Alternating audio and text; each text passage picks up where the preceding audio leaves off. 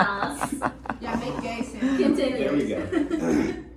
It's that time of year again, when the days get colder and the nights get longer.